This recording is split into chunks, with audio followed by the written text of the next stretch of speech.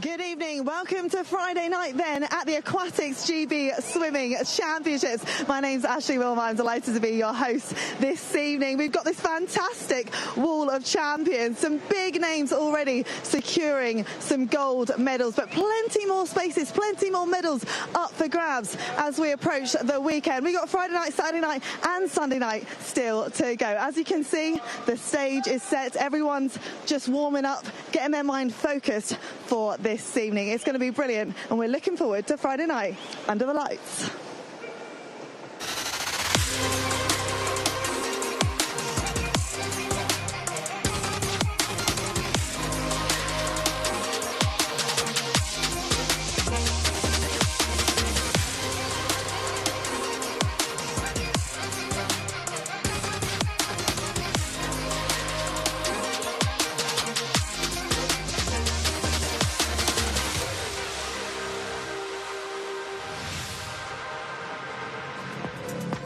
Good evening, great to have you with us. We've got a cracking show for you this evening, and doesn't it look so good in here? The lights are down and we're ready to rock and roll this evening. It looks fantastic. The atmosphere is really building. We've had some brilliant fans in all week, but it's Friday Fun Day, Friday night under the lights, and we've still got Saturday and Sunday to go. My name's Ashley Wilmot, delighted to be your host this evening. We want you guys at home to get involved. We've got this all-important QR code, so make sure you scan that and download the Aquatics GB Fantasy app. You can pick some winners, you can earn points, get yourself on the leaderboard. We want to hear from you. We want you to get involved, okay? Right, I'm going to introduce our first guest of this evening. We have had brilliant showcases of different sports all week, and I'm delighted to welcome Pippa Danielson and Kathy Rogers to the sofa. Look, we just saw some water polo action, which is what you guys do, part of our amazing Great British team. Talk to us about water polo. For anyone who has never played it, doesn't know anything about it, what is it all about, Kathy? So water polo is a team sport. It's 7v7 in the water. Think of floating football goals, and you swim along. It's quite physical. You've got 30 seconds with the ball to score in your goal, 30 seconds, then change of possession. It's fast-paced. It's, a strong, physical, fun sport, really. Yeah. It really is. I think we've got some shots of it as well a little bit earlier on. We've had some fantastic showcases. Here we are, some images here. So who are these guys that we're watching right now? Those are under 18 GB females and males. That's just a few of them, as they have nags this weekend. They're preparing for their 2027 European Championships next year. Yeah, there's a lot to get excited about, which we are going to talk about. But firstly, Kathy, you are the captain of the team. How did you get involved with it all? I started when I was 9. I swam in a swam club. I really loved that. And my brothers started going to water polo. And I was like, I wonder what that is. I went along. It was super physical. And I was like, if they can do it, of course I can do it. Love that. They're my older brothers. I'm going to be better than you, sort of thing. And it really just took off from that. Competitive from a young age. Very love that. And what about you? I'm pretty much the same. So my dad and all my siblings played, but I was originally a swimmer as well. I always knew I wanted to go into water polo, so I swam until I still swim now, just not as competitively as I used to. All my brothers played, and my dad and I. The whole Danielson clan used to turn up to training, so it was great, yeah. Oh, amazing. I bet they're your biggest cheerleaders as well. What are you guys up to at the moment? Because you've got a really big competition coming up, haven't you? Yes, on Monday we go to Malta for World Cup. Super exciting. We had Europeans in January, so we've had a little time to recollect as a team, as a squad, and then go away with quite a young, fresh team to Malta, World Cup Division 2. Starting off with Portugal on Tuesday, so super excited for the game. So exciting, and you've been to a few of these, but you're new to the World Cup scene, am I right there, Pippa? Yeah, I am. How excited are you? I'm really excited. I'm really, really excited. Yeah, it's going to be lots of fun. And like Kathy said, it's a reasonably young team. So it's going to be really nice to build on what they've developed, what they've gone through so far, and really develop on that. It's going to be great. We're wishing you all the very best. Just very quickly, how can people find out a bit more about water polo and getting involved? So if you go to your national governing body website, Swim England, Scotland, Swim Scotland, Swim Wales or your local regional ones like Southwest, Southeast, and you can search for clubs. Go along, have a free taste of fun session, and just see how it goes. It's all about like the community, having fun with your friends, and just having a bit of like active sport. It does look really fun. I feel like loads of people are going to want to get involved. So thank you so much for your time this evening. Okay, best of luck next week as well. Thank you so much. Okay, let's turn our attention then to this evening and our schedule. What we've got to look forward to, so much on offer this evening. We've got the men's 50-metre backstroke, followed by the women's 50-metre butterfly. Then it's the men's 100-metre butterfly, followed by the women's 400-metre freestyle. Then we've got the men's 200-metre IM and the women's 200-metre backstroke. You know, you might as well take a picture of it. There's a lot going on this evening, and you won't be disappointed. We've had some epic racing, and I'm delighted to say we've got two new faces on the sofa, as if by magic. We've got multi-world and Olympic champion James Guy and British record holder Angharad Evans. Great to have you both with us. You guys have been having an epic week already. James, tell us, what have you been up to? Oh, I don't know. It's been chaotic. It's been a really good week so far. Just off my personal best in the 400 freestyle on day one, 3:44.0. Personal best in the 100 freestyle yesterday, and then made the final in that. So, you know, it's been a really good week so far, and, you know, I've loved being here, and the racing's been great. Yeah, we do have some shots of you in that 400 free. No. I mean, you must love watching it. You did so phenomenally well. Yeah, I mean, not sure. The hair looks horrendous there. The reaction was good. Yeah, I think the reaction kind of shows for itself how much it means to me to swim well. I've not done a 400 freestyle properly for a long time. The kind of emotion came out, so it just shows that if you do the right work, the time can come, and, you know, there's the emotion there. And I know you saw your brother in the crowd as well, didn't you? Yeah, I think there was more viral of him on like Instagram and TikTok than myself winning. So, he was, you know, he loves the sport like I do, and I know that he's so passionate about it too. So we talk about tactics, and, you know, swimming's been a part of my life and my family's life for a long time, and he's kind of grew up watching me swim, so he kind of understands what I'm doing when I'm doing it, and yeah, it was great to have him there. He must be so phenomenally proud of you, and I mean, it's so nice to have your family in the crowd cheering you on. Yeah, of course. I'm very lucky that my mum and dad have been to all the major meets that I've been to from a young lad, and, you know, they still come to these meets, you know, even now they don't have to be there, but they come for support, and even just meeting for a coffee before my racing, it's like nice to just have a chat and just, you know, keep the things to reality. We're only swimming, it's trying to get in the pool there and back as fast as we can. But yeah, it's great to have them here all the time. And the fastest you've been in such a long time as well. Yeah, since I think before that, the fastest I've been was like 3:43.8, and that was 2016. Insane. And I'm now 30, so yeah, it shows that if you do the right work, you know, the time can always come. And Angharad, we've got to talk about last night. You got that British record. Talk us through how tough it was out there. Yeah, I was really nervous for that race. I'm such a nervous swimmer, and I don't think that's I think that's quite well known. But before it was just about controlling those nerves. Yeah, look at you. Hard race. You're miles in head. You're miles in front. You know, it's all about tactics. I knew that I had to go up fast because Abby's back end is so fast. You know, she comes from a 400 IM background, and I come from a 50 breaststroke background. You know what? The race didn't even feel unreal. Like how I expected a 2:19 to feel like, it did not feel like that. So to touch and see a 2:19 was just so smooth. You're not even tired. Yeah. Oh no, James, I was. Not even breathing. No, but no, it's so nice to have the 200 done now, and I just feel like the 100 will be a breeze. In terms of pain effort, you know, obviously I don't know what time I'll go, but, you know, half the distance, so hopefully half the nerves. You two are making it look easy, but I know I spoke to you beforehand, and you said you come into this. The coaches have set you up so well. You were feeling confident that you could deliver something. Yeah. The training leading up to this has hands down been the hardest and most consistent training I've ever had. And also the coaches were so confident in me before that. So when my confidence lacked, they had it for me. And just seeing how relaxed they were when I was obviously spiraling a bit, that I didn't feel that great in warm up. And that really gave me a sense of confidence, and also just how hard I worked for that time. It really made that moment a bit more special to see the 2:19 and know that that was from all the hard work that I put in to get to that point.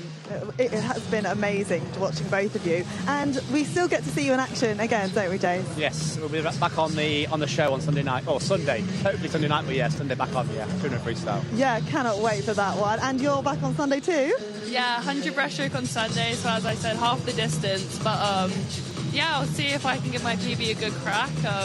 I love the environment in London, and that really helps me. That's what helped me in the last 50 there. I heard the crowd, so it'll be nice to have a loud crowd on Sunday as well. Yeah, the crowd have been absolutely amazing, and you get a couple of days off, which is nice. I know, 2-day holiday mode. Oh, Yeah, love 2 days that. switch off, go to Westfield, go shopping. That's what I've done today. Yeah, I didn't Good have for to go. you. Yeah, why not? Good for you. Right, let's take a look at what else we can look forward to then this summer. There's so much on the calendar, starting with the European Juniors happening in Munich. The same month in July, we've got the Commonwealth Games in Glasgow. We cannot wait for that one. And then we're focusing on the European Championships happening in August. Both these two are heading there. But this event, not only are they going to get the British medals, but equally it is all about qualifying for the Europeans. And then we do have those two big para-meets, the Dutch National Para-meet and the Para-Europeans as well. Now, there's loads of people to get excited about this evening. Our first event is one we're really, really looking forward to, and Ollie Morgan is one to watch. I got to catch up with him a little bit earlier on. Congratulations on the 100 back last night, a gold medal. We've just seen you in the heats this morning. How are you feeling? It's such a quick turnaround, isn't it? Yeah, I mean, running on like 5 hours of sleep. So yeah, it was tough to come in this morning. I mean, I didn't actually warm up. I just did a land warm up. So to be on that sort of time, yeah, I'm really happy with that. So yeah, it puts me in good stead for tonight. Imagine what you can achieve when you actually do a warm up then. Yeah, I think, well, I was saying earlier, like, we got the same amount of time, well, a less time between last night and this morning as we do between tonight and this morning. So yeah, it's difficult, but it's one of those things you have to deal with, and yes, everyone's in the same boat. So what's the strategy going into the 50? Because it's so quick, you blink and you miss it, but there must be so much that goes in. Yeah, 100%. You know, you have to be so refined on those skill elements. You know, you put 1 foot wrong and, you know, it costs you. So yeah, it's just, yeah, full focus, and yeah, there's so much you have to think about in, yeah, such a short space of time. And no doubt you're chasing the British record as well. Well, that'd be nice. It's pretty fast, but I think a PB would be nice. So yeah, I was a little bit disappointed with last night, but I'm still in a really good place. So obviously that's pretty quick this morning, so we'll see what we can go tonight. Very quick. Good luck tonight. Thank you. Cheers, Ollie. So that's Ollie Morgan talking about the 50-metre back that we're starting with this evening. Definitely one to watch. He managed the triple last year, and like he just mentioned there, he is fighting for a British record this evening. We've got loads of different athletes to watch, not just you two that we've been talking about all week. But I do want to give a quick mention to Rhys Darby in the Para 200 IM this evening. He's looking phenomenal out there. Silver medalist at Worlds and Paralympic medalist as well. He's going to be competing in lane 4. So middle of the pool, have your eyes peeled for Rhys Darby. Now, I want to talk about Duncan Scott. James, I know you know him really well. He's competing in the 200 IM. What can you tell us about him? What can I say about Duncan Scott? I mean, we've been friends for a long time. We've been on teams together, relays together, we've won together, we've lost together. To see him, you know, obviously his 2 IMs is one of his main events. I think tonight he can go really well. This morning looked like he looked pretty controlled, but I know tonight his mum and dad are in the crowd. You know, I think they're in our hotel as well, so yeah, they're really good fun. So I'm sure he'll put on a show for them. Yeah, he won the event last year, didn't he? He holds the British record in this event. He's looking great, and I got to have a catch up with him. He looks very relaxed this week. Yeah, I think it's quite weird. Like when you're competing at Commonwealth Games and Europeans, yes, it's still really important, but I feel like it's kind of nice that it's a home nations event. You know, it's not as much pressure as usual where it's top 2, it's a bit more relaxed, and you can kind of come here and just kind of be a bit more free with swimming. So that's probably why I think might be a bit more relaxed maybe. And Katie Shanahan as well in the 200 back, one to watch. She said to me earlier she just wanted to make a final, and she's already done that, so her goals are complete, but she's looking strong. She is. You know, she's had a really tough season with an injured back and some illnesses. So this morning, going in fastest seed, she's looking really strong, and yeah, that finish. But she has a tough field. You know, Honey Osrin and Holly McGill are all phenomenal backstrokers, so it's going to be tough tonight. But yeah, Katie's put in a really good shift this season, and I'm excited to see who gets the touch. There's literally battles everywhere you look this evening. I'm so excited. Katie obviously won that event last year. Thank you both for being here. Best of luck on Sunday. Enjoy a couple of days putting your feet up. You deserve it. Okay then, let's take a quick look at what we've got to look forward to this evening. There we are then. Take a picture of it. There's lots going on. The men's 50-metre back, the women's 50-metre butterfly, followed by the men's 100-metre butterfly. Then it's the women's 400 free, the men's 200 IM, and like we just discussed there, women's 200-metre backstroke.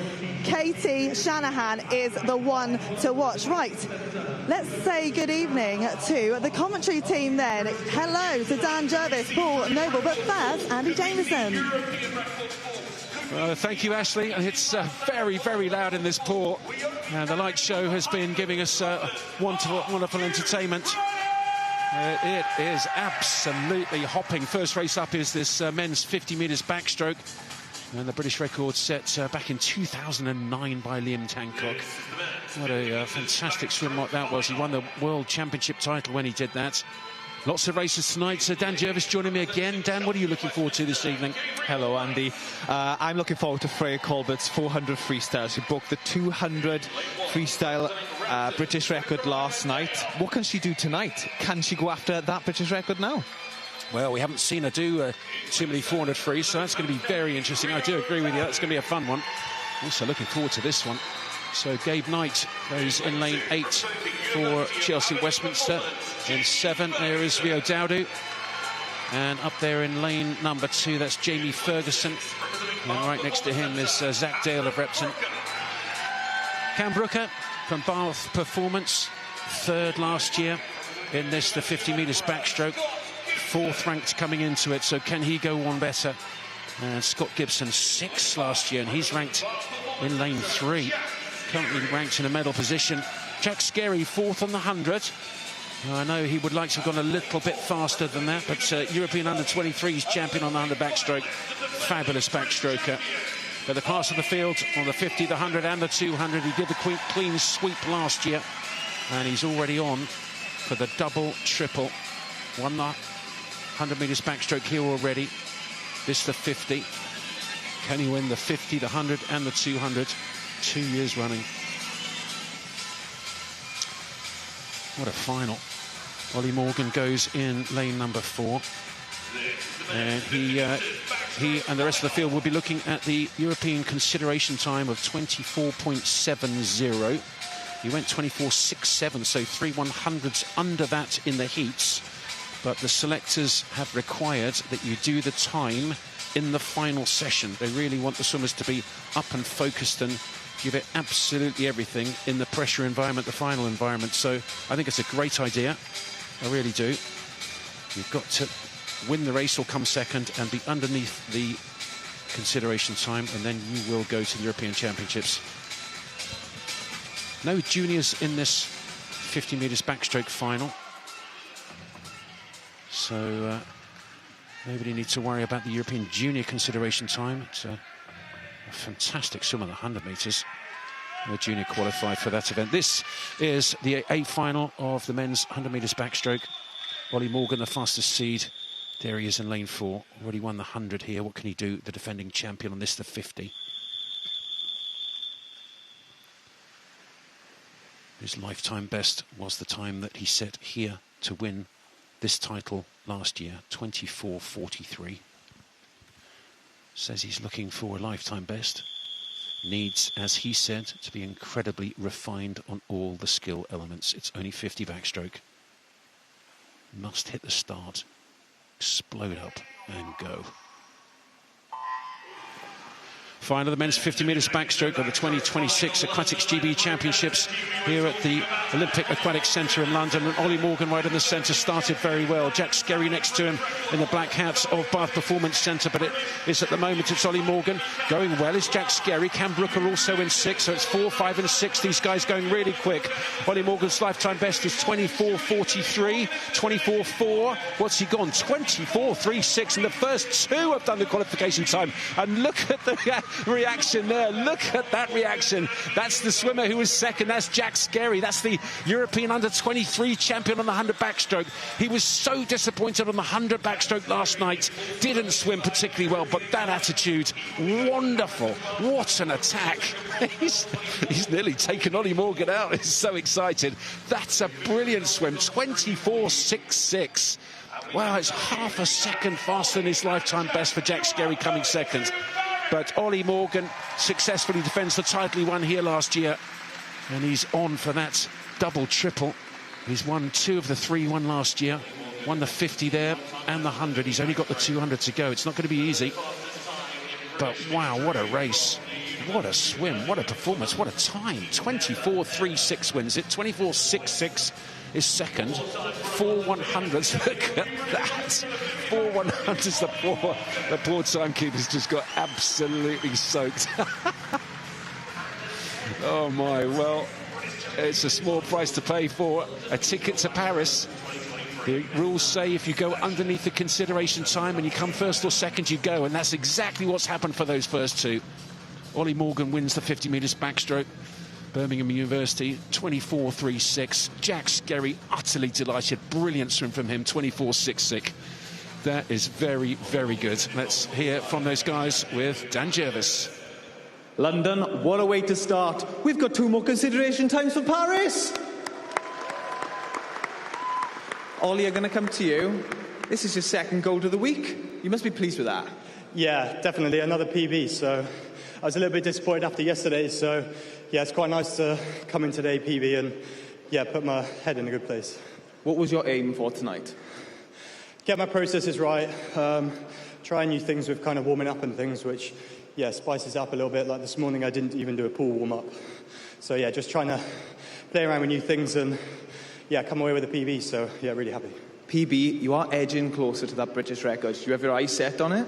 Oh, it'd be pretty nice, yeah. I mean, obviously looking up to Liam when, yeah, I was a kid. So to get anywhere near that sort of time, you know, it used to be a world record. So yeah, it's pretty special if I can get near that. Well, congratulations, Jack.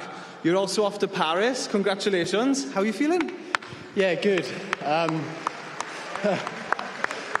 a bit of a disappointing swim yesterday, so really wanted to park that and show what I can do today. Just managed to dip under the European time, so really pleased with that. Well, you're on the team, pal. Also, congratulations to Cam Brooker. Ladies and gentlemen, your top 3.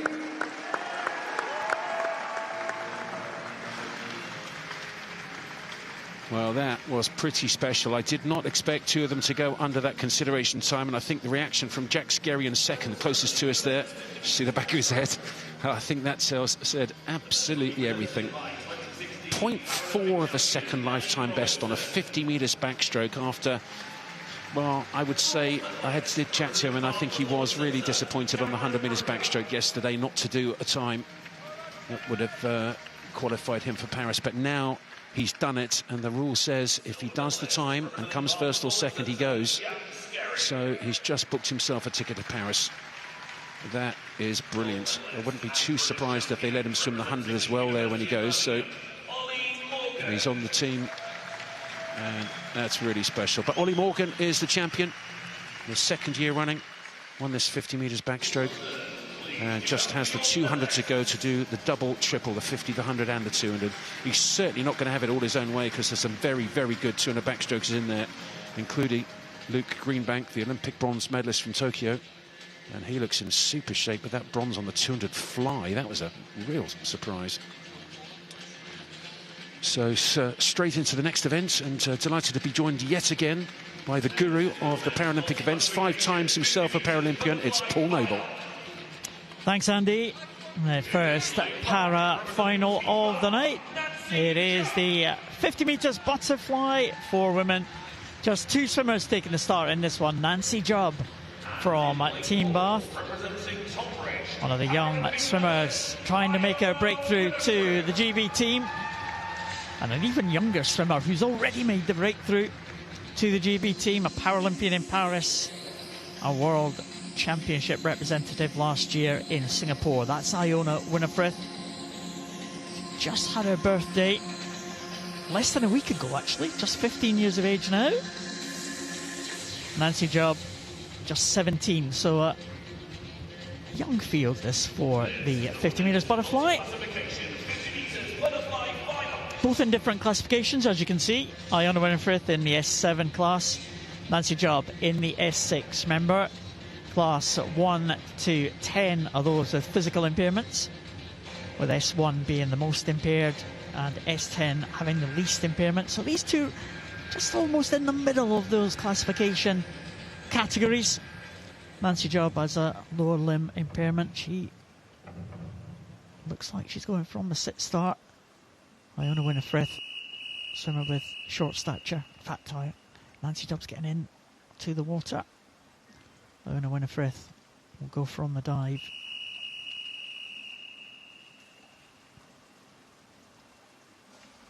So Iona Winifred in lane number 4, the top of those two swimmers. She was the biggest points total in qualification, 652 points for her. And she will get a better start than Nancy Jubb. That's exactly what she has done. Iona Winifred looking for that European qualifying standard of 36.27. She is an athlete with short stature, so she has the smaller levers to make that pull through in the butterfly. And Nancy Jubb has the longer arms with a lower limb impairment. It might close up a little bit, but Iona Winifred coming away now, stretching into the last 5 now. Let's have a look at the clock. Her PB is 36.84. She's just outside that, 37.72. Let's see what Nancy can do. 42.16. So both swimmers improved from the heats this morning. But it will be Iona Winifred, if that result is confirmed, who will take that para title. 669 points ahead of Nancy Jubb's 550. And Paul, can't help noticing Iona Winifred, 5 strokes into the wall, no breather. I mean, the discipline on that, fantastic. Yeah, she is a real talent. She's only just 15 years of age. 2 years ago, she swam at the trials here for Paris and managed to make that qualification standard for the breaststroke. Breaststroke's very much a speciality for Iona. She's a great IMer as well. So the fly will be a vital part of that IM, as we know. And she spotted that just about right there at the end. Well, as a fly myself, I've got to say that was very good indeed. 5 strokes in and spotting it perfectly. That's excellent butterfly swimming. Great technique, and you have to concentrate so well to do that for the hit the wall right at the end of the stroke. The result is confirmed. Iona Winifred will be the champion. 37.72, 669 points, 558 for Nancy Jubb from Team Bath. Those are your 2 para medalists. Swimmers just making their way out of the pool and on to the podium, where they will talk to Dan Jervis. What a fantastic race, ladies and gentlemen. Iona, you're British champion. How are you feeling? Good. You've got to be pretty happy with that. Talk to me about your process throughout that race. Well, my dive this morning wasn't great, so my main focus today was just try and get a good dive and try and power through the final, because this morning I was just doing a steady final because I was new. I was I was going to get into the final, so my goal was just to do a bit better than this morning. Well, you certainly were. And Nancy, you were 2 seconds quicker than this morning. Was that your aim for tonight? Yeah, wasn't my best race this morning, but my aim was just to go faster. Well, congratulations. Ladies and gentlemen, give it up for your medalists. Well done to very talented young swimmers, and they will be presented with their medals from, Paralympic legend Ellie Robinson, Paralympic champion herself back in 2016. Yeah, another one who's very young back in 2016. I think Ellie Robinson was only 15, I think. I was going to say, looking at her there, she doesn't look old enough to have retired, does she? You might remember, Andy, in Rio in 2016, because the GB team were given these oversized coats, and Ellie Robinson was given it, and it was basically, you couldn't see her as she marched onto the poolside, and it was one of the most iconic entrances to a poolside ever. And Ellie Robinson is, I'm sure she's dined out on that many times. It was absolutely fun. Everybody's jaw dropped, and it was fantastic. It'd be frightening, wouldn't it, if you're one of the competitors and he's just this. I was there, and I was almost speechless. I was commentating on it. I was like, what? Brilliant. It was fantastic, and I think she just scared her opposition into submission that day. Exactly. But Iona win a fifth Nancy job. They leave the pool side, and next event coming up now. It certainly is. It's the women's 50 metres butterfly, and Eva Acaro's the fastest seed, and having won the 100 metres freestyle, be really interesting to see what she can do on this 50 fly. And won it from lane 7, if I remember correctly. That was an amazing swim. Really very good indeed, but she's not going to have it all her own way. There's some really good swimmers all around her. And only 2/100ths of a second behind her after the heats this morning was Harriet Rogers in lane 5 from Borough of Stockton. There is Rebecca Guy in lane 7 from Bristol, with Sky Carter outside her from Mount Kelly. Here in lane, is that lane 2? I think it is. Oh, that's Theodora Taylor from Torvine Dolphins. In 3, there we go. That is Kiora Schlossen from Edinburgh University, with Kate Clifton just outside of her, and Betsy Wizard up in lane 1. Now, Harriet Rogers, second fastest seed, but only by 2/100ths of a second from the defending champion. It is Eva Acaro of Repton. Here is Eva, 100 metres freestyle gold medalist, and the top 4 women finishers in that women's 100 metres freestyle were also quick at they qualified that relay for the 4x100 free relay.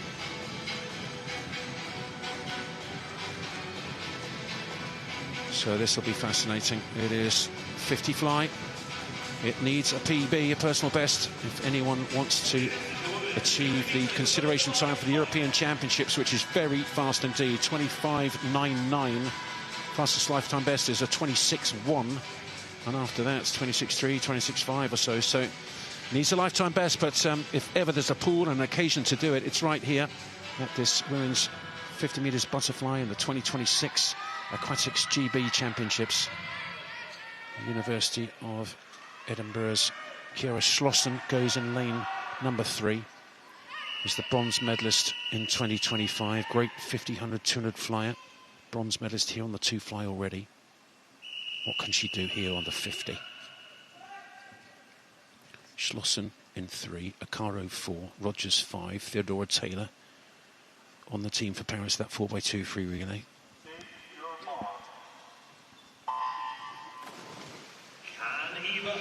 So the final of the women's 50 metres butterfly, really good start from Acaro, very good underwater, so powerful as well, hasn't breathed yet, got to 25 metres now, turnover very fast. Rogers coming back, she's just breathed once, the first time at 30 was Acaro. Rogers is coming back, and coming back pretty strongly here, so Acaro just about leading, but Rogers very powerful in 5. It looks like it might be Acaro if she gets the touch. She does. 25.95 with a 25.99 consideration time, so she's done it, Acaro. That is a really good swim. A new lifetime best for Eva Acaro by 0.2 of a second, and she does the consideration time for the European Championships. She's in there already on the 100 metres freestyle, that 4x100 free relay. And Acaro wins the 50 metres fly as well as the gold on that 100 free. Harriet Rogers just outside the qualification time by 0.29 in second place. And Kiora Schlossen third again after third in that 200 fly. 2 bronzes, one in the 50, one in the 200. Well, she really won it on the start, didn't she? She had about that much lead, about a quarter of a metre right off the start, and just never let it go. For a short one, I thought Harriet Rogers was coming back, but she did really well. Hardly breathing as well. That's amazing. It really is incredible. Golly, that's power. But the underwater phase off the start. So a new championship consideration time for Eva Acaro of Repton. She wins it. Second was Rogers, third was Schlossen, Betsy Wizard fourth, and Theodora Taylor 26.46. She's done the European Junior consideration time. That's a new lifetime best from her, and those medalists will be with Dan. Well, I don't think anyone in this room could call that, but Eva Acaro, you have won British champion. You've got the qualification time. Congratulations. You must be pleased with that. Yeah, no, I am really pleased with that. again, 50 fly, I don't really know how to race it, but it's a fun race. I love racing against these girls, so it was good. Well, you just said you don't know how to race it. You obviously race it pretty well. You're British champion. What was your process going into tonight? I think try and keep my rate. Hopefully it was like 65-ish, but I think just trying to stay long and strong throughout the 50. And now that it's been made into an Olympic event, is this something you're focusing on more in training? Probably not. I don't like training fly, especially long course, so no. Well, ladies and gentlemen, well, fair enough. But ladies and gentlemen, also give it up for Harriet Rogers and Chiara Schlossen.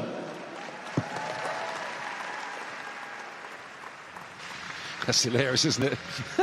I don't like training fly, so I'm not focusing on it. Love it. Well, I wonder whether she should, you know. And she's very powerful. And she doesn't need to hammer it out, not at all. She just needs to get that technique as honed as possible. And concentrate on all those technical elements. She doesn't have to pound out thousands of meters on fly, but just get that technical stuff right, and she can go very quick. And in LA, in 2028, there's going to be some very quick 50 fly swimmers, and she's starting to get fast already with that 25.95. British record still held by Fran Hauser at 25.2, set back in 2014. Set in Glasgow, where the Commonwealth Games are going to be. I think she set that at the Commonwealth Games, actually, did she, in 2014? So the bronze medal going to Chiara Schlossen, the silver to Harriet Rogers on the left-hand side, but in the centre there, the champion successfully defending the title that she won last year. It's Eva Recaro of Repton. Well, this morning after the heats, Ashley had a quick chat with Stephen Clegg after his 100 metres butterfly heat. Stephen, great to see you. I know you've been away for a little bit. You've been coming back from injury. Talk us through the last 12 months or so. Yeah, so last summer I had an operation on my shoulder. Was after coming back in to training after Paris, just lots of pain through my shoulder, and took a while to kind of get to the bottom of it, but the operation went well, and just started to come back into full training since January. So this is a bit of a feeling it out process at the moment, trying to find my way back into the groove of racing, and also getting my strokes back to where I want them to be and where they were in Paris. It's great to see you back in the water. Where do you assess yourself right now? I think some strokes are in good spots. I'm happy with the way the backstroke's feeling. The fly I've not touched on too much because it's probably going to be the worst one on the shoulder. I just want to give it enough time to get back. And freestyle's obviously a bit more of a focus this year, so I've got the freestyle events at the Commonwealth Games for the VI classification, so it's not a favoured event of mine, but it's definitely bringing a bit more focus for me this year. So we'll see how that is tomorrow, but so far so good. I'm pretty happy with where everything's looking, and the goal is obviously still LA, and that's where we're trying to get to the peak for. So this is everything up until that point is just a stepping stone, and yeah, like I say, happy with how things are looking at the early stages. It's all about the process at the end of the day. Good luck tonight. Thank you so much, Thank Ashley. you.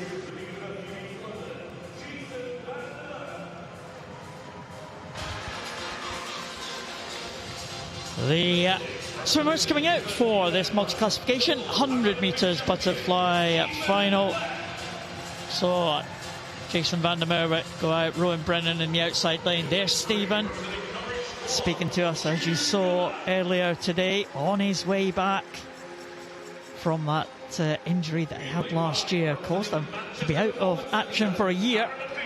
Jude Gunner's been on good form this week, as has Mark Tomset. Mark Tomset, better known as a backstroker, but he's qualified in a centre lane here. Third biggest points total behind Stephen Clegg and behind Will Ellard. Well, what a swim he had yesterday in the 100 freestyle, setting that new world record time. And I tell you, he is not far away. His best time's not far away from the world record in this one as well. There's the classifications. S14s on the far side of the pool. Stephen Clegg, the S12 visually impaired swimmer, goes in lane 6, and Rowan Brennan, physically impaired swimmer, goes in at lane number 7. Rowan Brennan, World Championship medalist himself in the relay. he might struggle to live with the pace, though, of the likes of Will Ellard and Stephen Clegg. There's Ellard. 904 points in qualification. Looked fairly comfortable, 56.02. PB, which is a British record, 54.32. Stephen Clegg, also a British record holder for his classification, 56.75. Stephen wants to qualify for European Championships. If he wants to achieve that time, he'll have to go under the minute, 59.59. Ellard's qualification target 55.95, so a little bit faster than the S12s. So watch out for Ellard in lane 4, Stephen Clegg in lane number 6, just at the bottom of those two yellow marked lanes. They could be the ones to fight it out in terms of points. I'd expect Ellard to be first to the wall, though, with that sensational 100 freestyle that he had yesterday. Can he repeat that in this 100 metres butterfly? When he set the British record, he went out 25.22. He's gone out this one 24.90. My goodness. Well, he did that in the 100 free as well, and that was an excellent turn here. So 24.90 is right on world record pace. The world record stands at 54.18, so only 14/100ths faster than his British record time. 54.18 is the target if he wants to be a world record breaker again. Here comes Will Ellard. 54.18. Is it going to be there? Oh, 54.81 has just slipped by in the closing stages, but it will be 965 points for Will Ellard. He just felt the pace a little bit at the end of that race. 54.81, another sensational swim from Ellard. That is a European qualifying time for him. Stephen Clegg also, well, in fact, just outside the European qualifying for Stephen, 59.74. He'll be second, 859 points. Mark Tomset did a good job, 57.39. And he will claim the bronze medal position, 841. But Will Ellard, well, he absolutely took that one to the rest of the field, didn't he? What a split that was, 24.9. And he paid for that pace.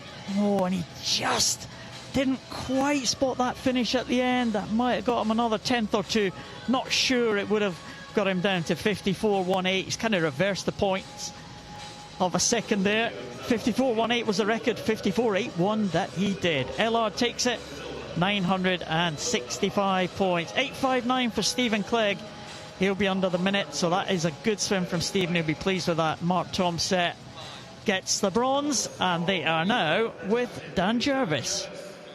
London, give it up for your 100 fly medalists. Will, you've got the qualification time for Europeans. Talk us through that event. Yeah, don't know. Quite tired from yesterday. Obviously 100 free, quite late. But yeah, gave it my all. Been a bit nice to get like 54.1 near the world record, but yeah, 54.8 this time of year is quite good on fly, so yeah. Well, you were coming off that world record last night, ladies and gentlemen. Please give it up for Will Ellard, Stephen Clegg and Mark Tomset.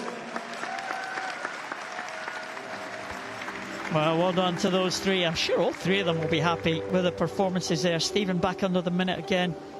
Mark Tomset, lifetime best in his 100 fly. And, well, we've got a very special medal presenter here. The one and only Andy Jameson has come from the comms box. And he's gone to the medal podium. Get a big cheer from the crowd there. Well done, Andy. He did say he was going to give me a 5-page CV so I could talk about him on the medal podium, but I'll just wing it, I think. King of swimming commentary in Great Britain. Fantastic swimmer in his own right, of course. Olympic medalist back in 1988, bronze medal in Seoul. Also a European champion and Commonwealth champion as well in a Scottish Commonwealth Games in 1986. So Andy Jameson, and what a supporter of British swimming he's been in the years. Once he was out of the pool after those Olympic Games in '88, he's been in the commentary box, and I don't think he's left ever since. Well done to the medalist Will Ellard, taking another gold medal here at these championships. And as these swimmers leave the podium, we can go back to Ashley when she caught up with Ed Mildred this morning. Ed, defending champion in the 100 fly. How are you feeling after the heat this morning? Yeah, feeling good. Just wanted to go in there and put out a good performance, not push myself too hard. I know I'm on good form, I've got good speed, so yeah, just get the job done there. So. You've obviously got more in the tank then, have you? Yeah, but yeah, that's the plan. I'm not going to give it to them easy tonight, so yeah, going to go out there, try and retain my title and do the best I can. And in terms of times, what are you aiming for? Well, get down to those 50 points would be really good. Start pushing on that British record. Yeah, so we'll see. Watch this space. Good luck. Yeah, thank you. Thanks, Ed.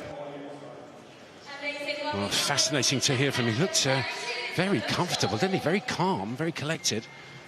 He's the defending champion, Ed Mildred, on this men's 100 metres butterfly, the A final, coming up right now. Silver medal on the 200 fly, and he swam so well. He really did, but he's surrounded by some really quick men. Jacob Peters in 5, Josh Gammon in 3. And also, look out for this guy. Be very, very careful, the rest of them, because Joe Litchfield, for an outside lane, won the Olympic trials on the 100 metres butterfly. That's Jack Brown. He was silver medalist last year from Mount Kelly. Having a lot of fun. Great to see him there. Jamie Ingram goes in lane 7 from City of Manchester Aquatics. And then in lane 2, Lewis Fraser of Swansea University swimming team. 52.3 to qualify. PB of 51.9. Nick Finch was 5th last year, qualified 4th fastest for this final. The Chelsea and Westminster swimmer. Lisa Bates, the coach there, doing a super job with the team. Josh Gammon, what can he do? 4th last time, qualified 3rd here. Can he get a medal? Now, Jacob Peters, bronze in 2025. Qualified 2nd fastest, lifetime best, very quick, 51.1, the fastest of all the fields. So can he win? He's going to have a crack at Ed Mildred, certainly. Mildred is the defending champion. Swam brilliantly on the 200 metres butterfly, did the European consideration time.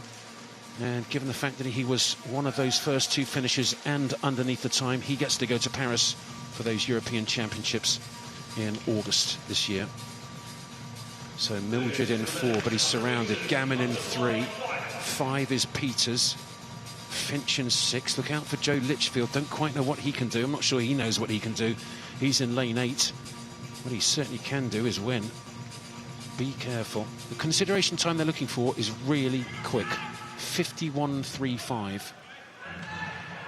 7 of the 8 swimmers in this field have got lifetime bests in the 51 seconds bracket, but only one of them, Jacob Peters, has got a lifetime best underneath the 51.35. That is the qualifying time. It's lifetime best 51.36, so he's 1/100th outside of the qualification time, his best so far, but be very surprised if he doesn't go quicker than that. His 200 was brilliant. Only beaten by a charging Duncan Scott. That was the first night. Great rock final that was. This is the 100 fly final. Mildred, the defending champion, in 4, but they really are all around him very, very fast. Gammon in 3, Mildred 4, Peters in 5. Really good start from Gammon in 3 of Bath Performance Centre. Well, he was 4th last year, but he's qualified 3rd fastest, and they are hammering down this first 35, 40 metres or so. Really, really quick. This is impressive. It's going to be Gammon, I think, at the turn. It is Gammon in 3, Mildred in 4, Peters in 5. Wow, well, good underwater as well from lane 4. Very good for Mildred. Now the charge is on. They're coming back 75 metres down, 25 to go in this final of the men's 100 metres butterfly. The time they're looking for is 51.35, and they are all in a line. They're absolutely charging. Peters coming back in 5, Mildred in 4, Peters in 5. Who's going to get the touch? Is he right on the end of a stroke? It is 51.02. Ed Mildred, a wonderful swim from him, and the first 2 have done the qualification time. That is an outstanding outstanding swim. Look at that. Yes, indeed. 51.0. His best was 51.3, and that is an outstanding swim. It's underneath the European consideration time for the top two guys. There's the second. There's the second place finisher, Jacob Peters. So he gets to go as well. They're both going to Paris. Ed Mildred adds the 100 to the 200 that he already did earlier this week, and Jacob Peters is on the train or the plane. However, he wants to go to Paris in the summer. Wow, that's brilliant. Brilliant swimming. Two guys under. I did not expect that. I really didn't. Great swimming. My goodness me.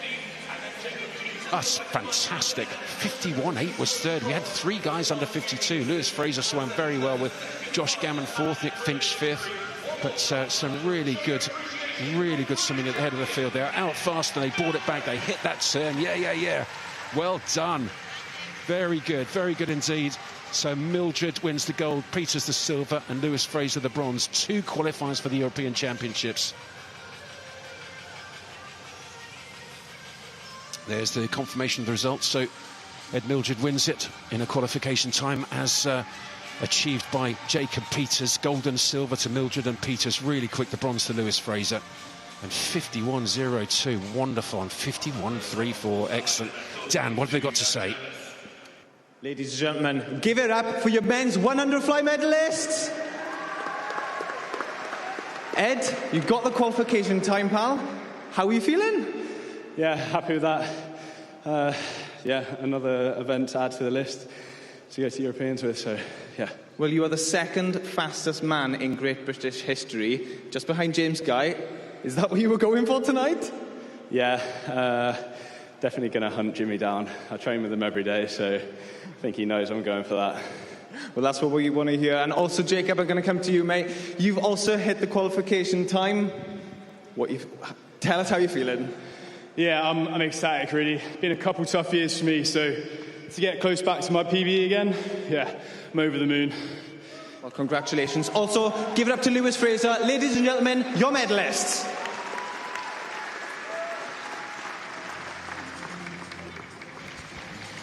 Wow, what a performance there. Two qualifiers for those European Championships. Ed Mildred, that was really strong in the closing stages. Jacob Peters as well, dipping under that qualification standard.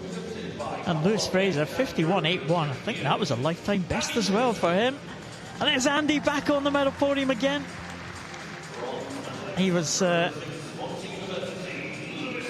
to, he was telling me earlier, since he retired 38 years ago, he hasn't been asked to present medals at the British Championships.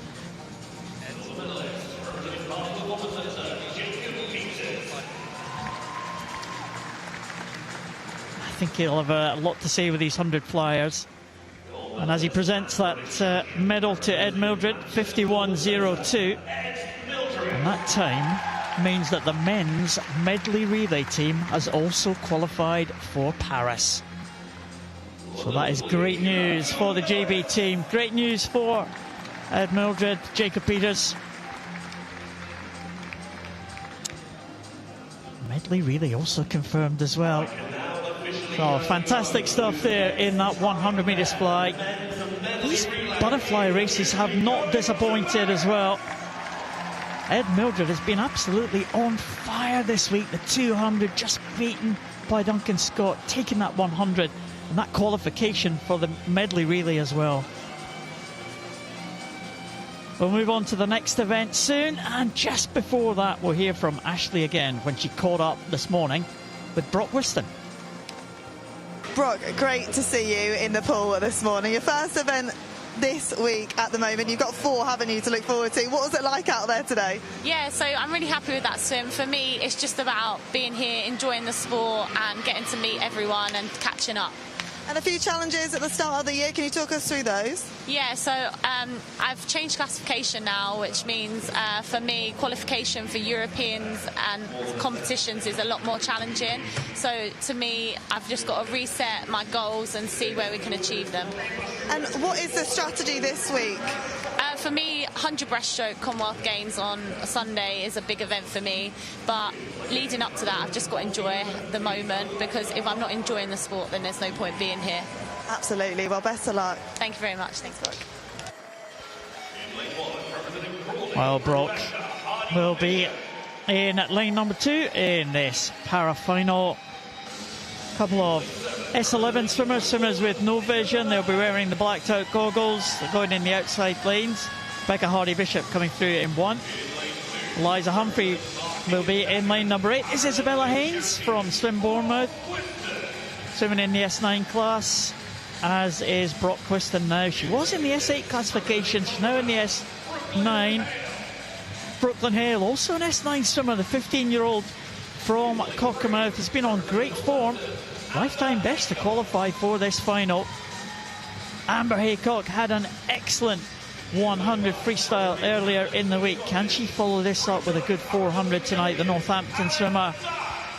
And, well, 2 real superstars in the middle. Alice Tighe, representing Camden Swiss Cottage, the S8 world champion, goes in lane number 5, and Faye Rogers, the S10 world champion, goes in lane number 4.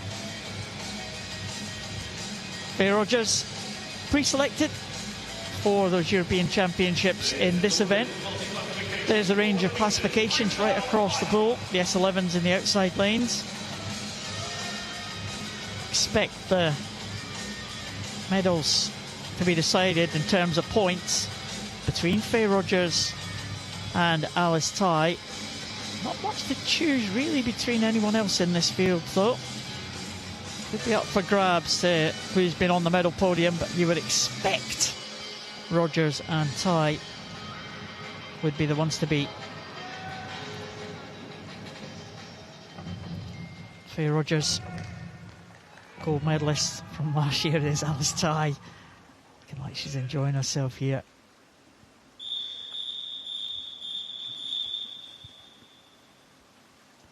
Faye Rogers and Alice Tighe in the centre. Faye, the S10 swimmer, now representing Edinburgh University. There's that British record of 4:32. So expect her to be way ahead of the others in this field. Amber Haycock goes in the same class as Faye. But her PB is a little bit slower than Northampton swimmer. There's Brooklyn Hale, who has been in fantastic form this week, almost breaking her personal best every time she has hit the water. And she's off to a very fast start there. But Faye Rogers going well, as we expected in the early stages.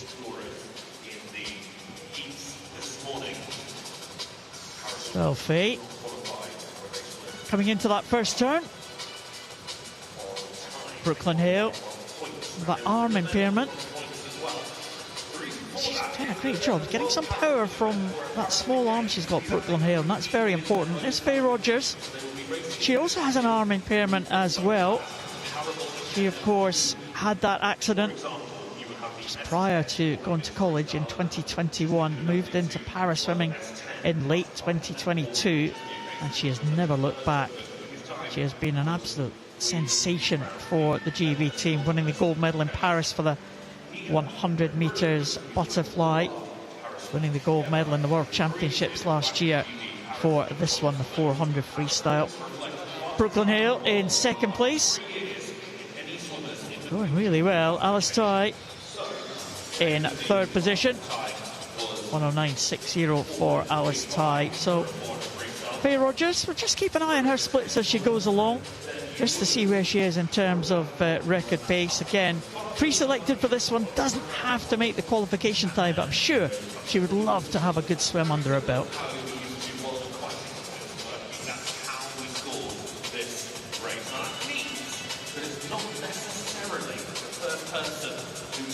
.141.65 for Faye Rogers. Brooklyn Hale still holding on to that second place. Personal best in the heats, 5:04.01. Be wonderful to see her go under the 5-minute mark. And she's alongside Alice Tighe. I will say for Faye Rogers, she's got a very high elbow. She's got a lovely stroke. She's swimming exactly how we are taught as kids, long in the water, looking 9 foot tall. Yeah, absolutely. And of course, with that arm impairment, it's very difficult for Faye to do that. She hasn't really got the power in that one arm, but she does a great job and she's a real technician. I mean, she has been taught, of course, she was in the Olympic trials as well as an able-bodied swimmer. So it's sometimes quite different if you acquire your disability. Sometimes it's, you know, you have different skills and different ways of learning than you do if you have actually had your disability from birth. Faye's going over with a clear lead at the moment. Alice Ty and Brooklyn Hale keeping each other company. This is a good swim from Brooklyn Hale. She was 3 seconds behind Alice Ty this morning. She will come down to the bell now, though, Faye Rogers. I'll just keep an eye on the S11 swimmers as well in the outside lanes. Eliza Humphrey and Rebecca Hardy-Bishop, to see where they are lying when they get to this 300 mark. See if how close they are to the British record mark. Faye Rogers, 3:27.66 for her. So she is probably around about the 4:40 mark. But it should be a decent swim for Faye. Alice Ty and Brooklyn Hale separated by only 2/100ths of a second as Faye Rogers goes up towards her final turn. I'll just see Rebecca Hardy-Bishop coming in to lane number 1. I'll just check the split for her to see how close she is to Scarlett Humphrey's British record pace. Hardy-Bishop going over 4:2.83. She's bang on British record pace, actually, so come back to her at the end of this race. But here comes Faye Rogers on her way home, Dan. She's looking so strong in this last length. She's definitely picked up in the last 75 metres, ready to nail this last 25. She's so far ahead of the rest of the field. She's got clear water either side. She's looking so good. She is looking fantastic, as we expect from Faye Rogers. Just 1/100th outside her own world record for the 200 metres butterfly earlier this week. Not on record-breaking form in this 400, but she didn't have to be. 911 points, a great last 100. 4:37.67. Alice Ty will get the better of the youngster Brooklyn Hale, but Brooklyn Hale and Alice Ty are going to swim decent times here. Look at that. Alice Ty has actually eclipsed Faye Rogers by 6 points, 9:17. Brooklyn Hale with 841 points. Alice Ty astounded by that time. She had Brooklyn Hale for company all the way through, and that pushed both of them. They're just in the back of the shot. There's Rebecca Hardy-Bishop up there in lane number 1. We'll just see what she can get now. 5:22.88 was the British record. It is now 5:22.47 because Rebecca Hardy-Bishop has just claimed that S11 British record. 792 points. Eliza Humphrey, the final swimmer home in the bottom lane. 5:41.66 for Eliza. But Alice Ty, what a swim from her. Fastest she has been for a number of years, I think, Alice Ty. She is coming back into great form. Of course, we spoke about that documentary on Alice Ty, Amputating Alice, which was a fantastic story back in 2022. She is back. Had a great Paris, had a great Singapore, and she's going faster than ever. It's worth watching that, isn't it? It's a brutal title, I have to say. It certainly attracts your attention, but it really is worth a watch. It was a wonderful documentary, and it really does make you think. Amazing. But what a swim. And just one. That was so close. 6 points. Is it often that close, Paul? Yeah, it's often quite close. We had a swim off the other day between an S11 and an S9. So the points total, it's a great way of deciding who wins it, and it's a great way to get all these individual classifications competing against each other. Blacked out goggles, of course, for the S11s will have to be checked before we can get an official result. And there we go. Alice Ty will take it, 917 points. If you're in the 900 point range, that is a classy swim. We expected these two, Alice Ty and Faye Rogers, to be there or thereabouts, and they were only split by 6 points. Brooklyn Hale with 841, and a new British record for Rebecca Hardy-Bishop from Crawley. 792 points, 0.4 inside. Scarlett Humphrey's previous British record. So well done, Rebecca Hardy-Bishop. Well done, Brooklyn Hale, another lifetime best. And well done, Faye Rogers and Alice Tighe for that contest. And they are now with Dan Jervis. Ladies and gentlemen, your 400 free medalists. Alice, you got the qualification time. Also, another British title. Talk us through that race. Yeah, I am really happy with it. It's only a tad slower than what I did in Paris at the Paralympics, faster than what I won Worlds in last year, so in the right direction. Still hurt the last 50, so we're going to work on that. I'm sure you did. But also, ladies and gentlemen, give it up for Brooklyn and Faye.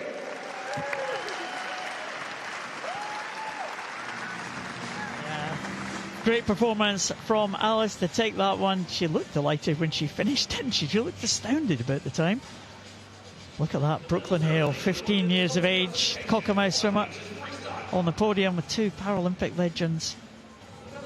Faye Rogers pre-selected for this one. She'll be working towards the summer Europeans, the Dutch nationals. The GB team are going to first. Commonwealth Games, Faye Rogers representing Scotland in those games. I'm sure she will be picked. And there is Ruben, the winner of our spectator competition. Brooklyn Hale doesn't look much older than Ruben, really.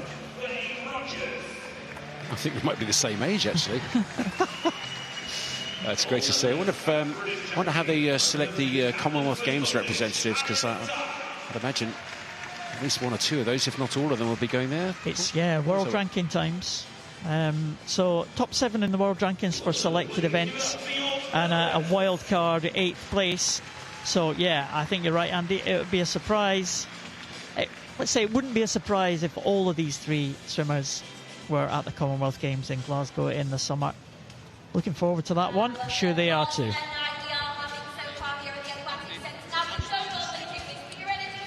Well, next race up is the women's 400 freestyle, but before that we're going to go back to the studio and hear from Ashley.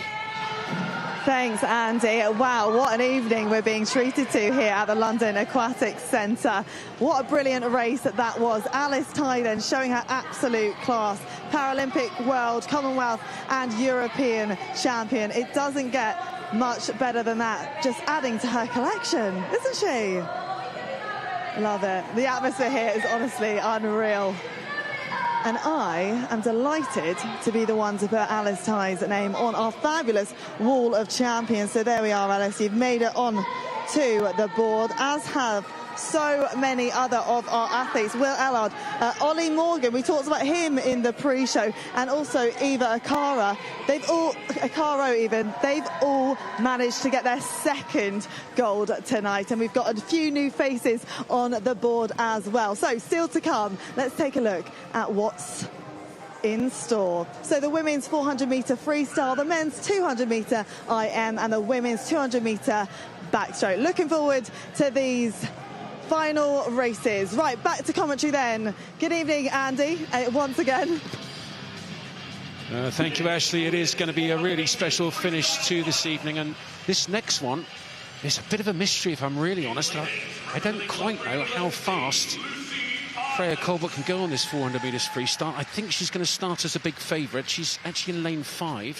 Here's Lucy Parsons, Loughborough University swimming team representative. Emma Price from Borough of Stockton swim team in lane 1, and then Phoebe Arbuckle from Warren de Bath's club in lane 7. I think that's one of the oldest swimming clubs in Britain.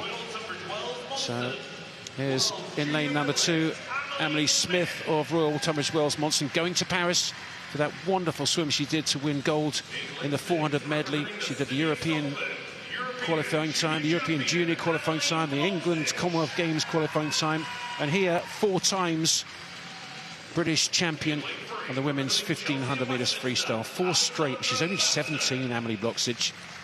Alexandra Bastoni, 3rd fastest sea. This is interesting. Trains out in Harvard. Has a Welsh mother or father, can't quite remember which.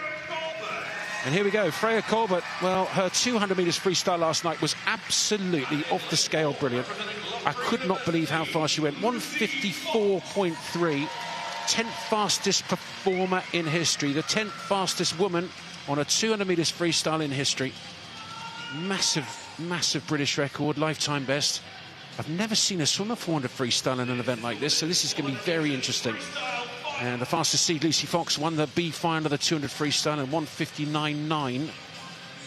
So swam that very well, fastest qualifier for this final. There was an awful lot of cat and mouse going on this morning, so be very difficult to work out from this morning's heats who's going to be where. But what can Freya Colbert do? I mean, she looked so chilled this morning. What can she do? That is the question. Right. No idea is the simple answer. I would imagine she'll go out pretty quickly.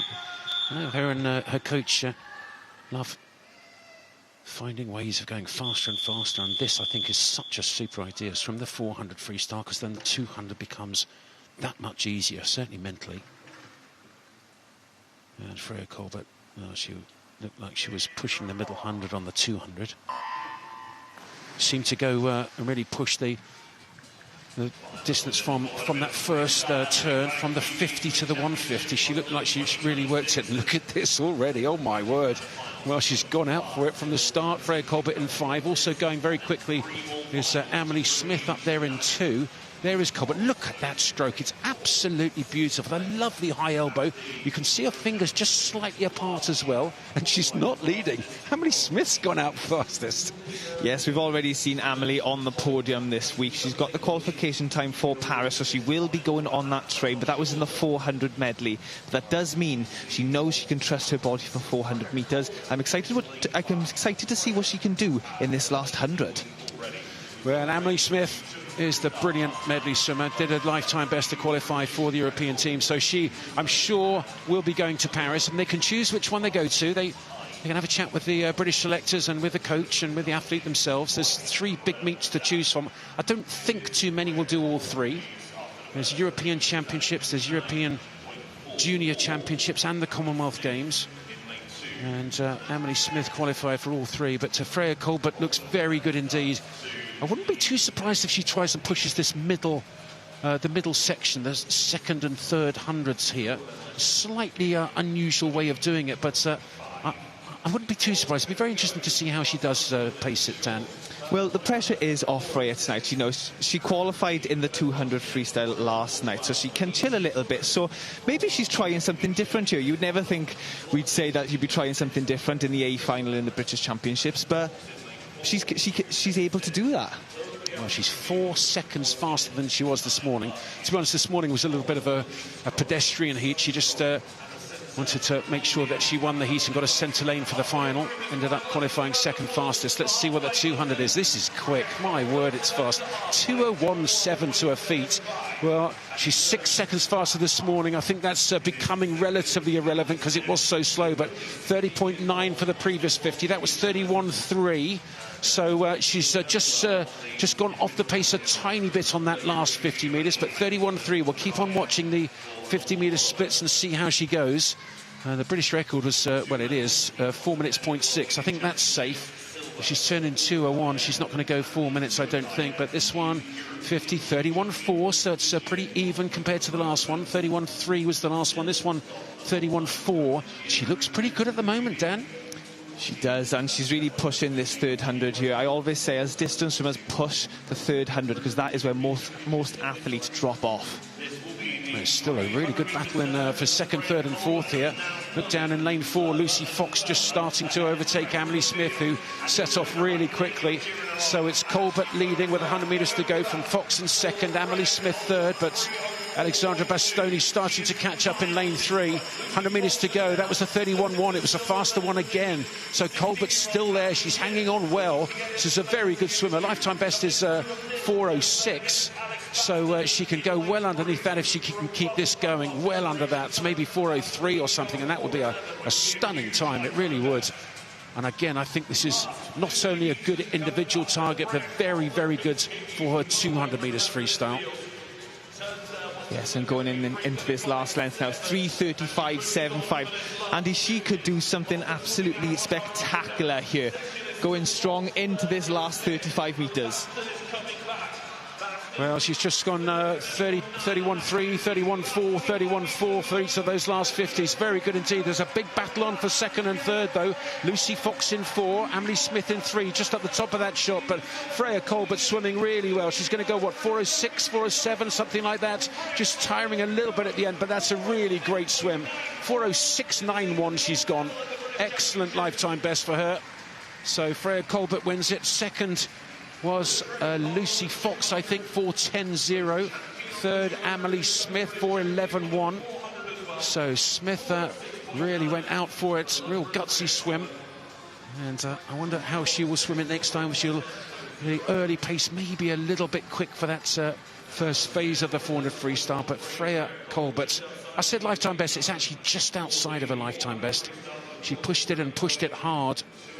And the European Championship consideration time 4:06.2, and she's gone 4:06.9. She won't be too worried about that, I don't think. She's going for that brilliant 200 metres freestyle that she swam last night. May even do the 100 free there at the European Championships. Will be on that women's 4x100 free relay, also the women's 4x2 free relay. So she's definitely got 4 events, I think, if she wants them. Does she want a 400 free added to that as well? I guess the coaches and the selectors and Freya will have a look and decide what she wants to do. 10th fastest in history she is now, Freya Colbert, on the 200 freestyle. I think that one hurts after that swim last night where it was utterly brilliant. Let's see if yeah, she's like, yeah, whatever. That hurt. Oh dear me. I bet she has a chat with her coach and goes, really, do we need to keep on doing that one? I think it's a great idea. Mentally, it makes the 200 so much easier if you swim the 400. She looks pretty fresh as well, doesn't she? Look at that. Here's confirmation of the result of the final of that women's 400 freestyle. Freya Colbert wins it, 4:06.9, just outside the European consideration time. Lucy Fox, a great silver from her in second. And in third, Emily Smith. Really good meet she's having. And they're now talking to Dan Jervis. And I am joined here with our top 3. Freya, you topped the podium again. Was that the aim for tonight? I think topping the podium was definitely one of the aims. I was hoping to be a bit quicker time-wise on that event. I think having swam so well last night, and a lot of my training's been gearing towards this 400, I was definitely hoping for more, but it's not on an event that I've raced lots in my senior career, and I've made such big jumps forward on other events since I really swam this event properly back in 2023, so I'm still just trying to figure out how best to pace it for me. And yeah, I was hoping for more, but maybe I'll race it again this summer. I don't really know when it'll be making an appearance, but hopefully sometime soon so I can better that personal best, because I definitely think I'm capable of a lot more than the 4:06. And do you think you've learned anything doing that race tonight? Yeah, I think it's just trusting myself. The same happened at Edinburgh, where I thought I was setting a strong pace on the way out, and then I sort of get to 200, 250, I'm like, oh, I think I should have gone out a bit quicker. So I think it's definitely something I need to look over with my coach and something to work on. It's not like I'm dying at the end, it's more like my way of approaching it mentally and pacing it. So it's definitely a good issue to have, in the fact that I've got more in the tank than I realised, but something that will come with racing it, more and more experience for sure. Well done. Also, hands together for Lucy and Emily.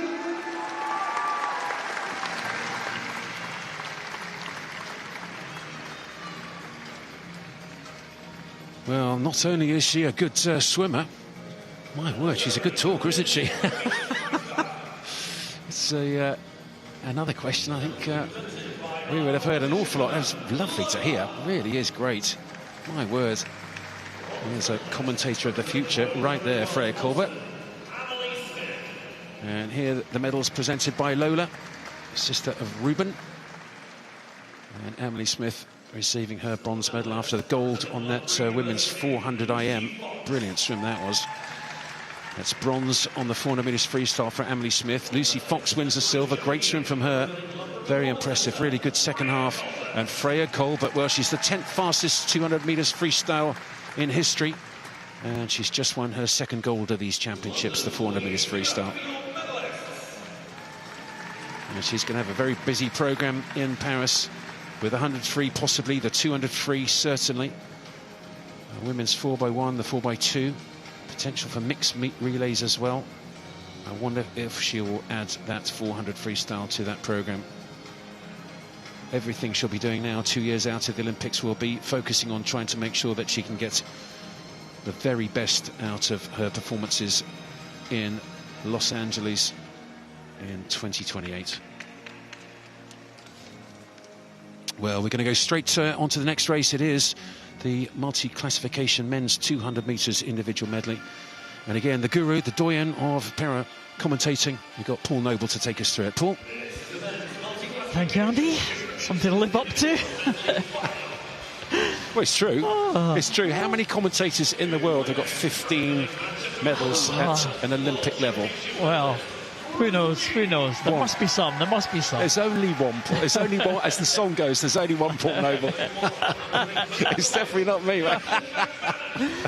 Oh, what happened to that CV you were going to give me, those medal presentation? I'm doing it tomorrow night, Andy. You need to be kind to me. I'm still writing it. It's on page 7. Oh, swimmers coming out. We better concentrate on the racing now. Bruce Dees had a good week, hasn't he? He went in lane 8. I just saw Kai Bradford going out there. Nathan McManus we saw previously, and there's Owen Johnson, Repton swimmer.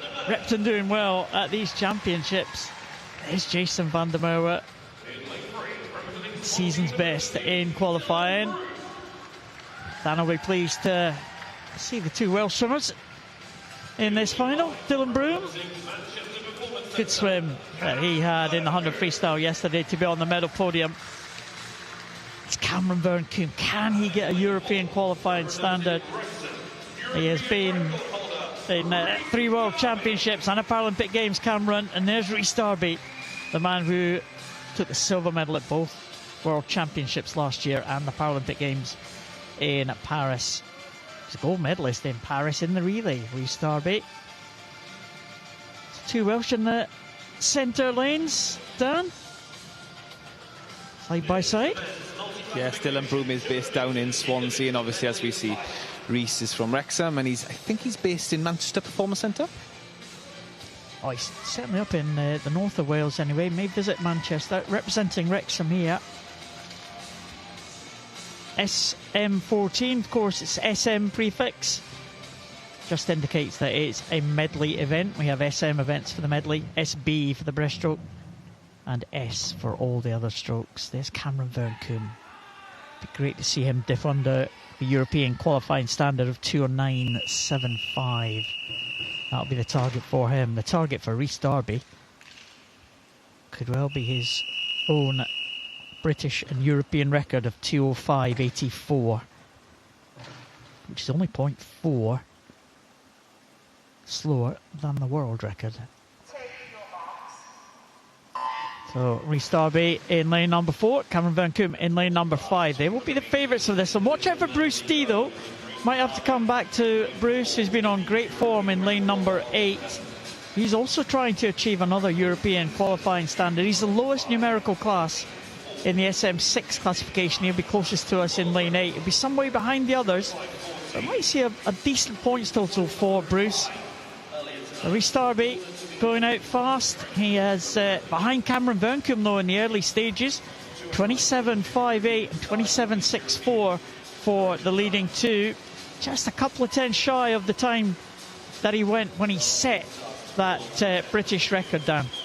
0.44 off the world record. He knows that going into this race. I wonder if that's going to spur him on. Oh, well, he's an absolute fighter, Rhys Darby, especially when he's in a head-to-head battle. He had some fantastic races at the World Championships that he's been to last year, and at the Paralympic Games. He just got pipped for that world title by Gabriel Bandeira of Brazil. He wants his revenge. He wants to get this record, and he's leading at the moment in 1 minute 0.55, 0.1 slower than his British record pace. Well, he's looking really good. He's looked really good on the fly backstroke, but he's really pulling away on the breaststroke. He's looking so long in the water. And he's one that swims it. He's a builder in the individual medley. When he won his first world medal, he was 7th after the butterfly. He was 5th after the backstroke. He was 3rd after the breaststroke, and then he came back into silver medal position, and he's coming back home now. 1:37.33, just about half a second shy of his split when he set that British record of 2:05.84. Here is Rhys Darby now. Can we be on for another record swim? Rhys Darby looking for this one. 2:05.84. It's going to be mighty close, just outside for Rhys Darby, but a big points total, 955 points. Let's see what the others can get. Dylan Broom and Cameron Bernkoon in the 2:14 range. They are 2nd and 3rd in the outside lanes. Nathan McManus and Owen Johnson finishing now. Let's watch out for Bruce D though. He's looking for a qualification standard of 2:42. Here comes Bruce, a real crowd favourite, Bruce D. We haven't seen the Bruce D fan club this week, but I'm sure they'll be in at the weekend. 2:43.32. It is a lifetime best, I think, for Bruce D. A season's best for Bruce D. And good enough to get him into the silver medal position. 883 for Bruce. He has been in great shape this week. 2:43.32 for Bruce D. But Rhys Darby, 2:07.33, just a second and a half outside his own British record. He is confidently under qualification standard for Europeans. Expect to see him do this event at those European Championships if selected. But he was away and clear of absolutely everyone else in this field. There were all the same classifications around him, and he absolutely killed it at the end. 2:07.33. Bruce D coming through strongly in the outside lane. In para swimming, of course, it is 1,000 points. Is equivalent to the best time in the world for the last 2 years, and 9:55 is an incredibly quick points total. 2:07.33 for Rhys Darby. The last man to finish was Bruce D, but he was close to that SM6 standard. He takes silver, Dylan Broom takes the bronze, and they are now with Dan Jervis. What a race that was. Ladies and gentlemen, hands together for your men's 200 medalists. Rhys, you got the qualification time for the summer meets. You must be pretty pleased with that. Yeah, it was good. It was the fastest I've been ever at this point in the season, so it's nice to see that, you know, some training's paying off, and it was a little bit outside the time that I wanted, but I'm pretty happy with that overall. Well, we've already seen you on the podium this week. You must have had some confidence going into tonight. Yeah, I mean, I was in quite a fast heat this morning, so it was nice to get, you know, an all right heat swim in and then just recover and hopefully get a better final. Absolutely. Well, congratulations also to Bruce D and Dylan Broom. Oh, Dan Jervis in his element. 2 Welsh swimmers on the podium again. And Fiona Roberts is due to make these presentations. One of our volunteers, the people without whom we could not make this event happen. And, well, just let me say thank you to all our volunteers for all the work they do at the championships, and Fiona representing those volunteers tonight.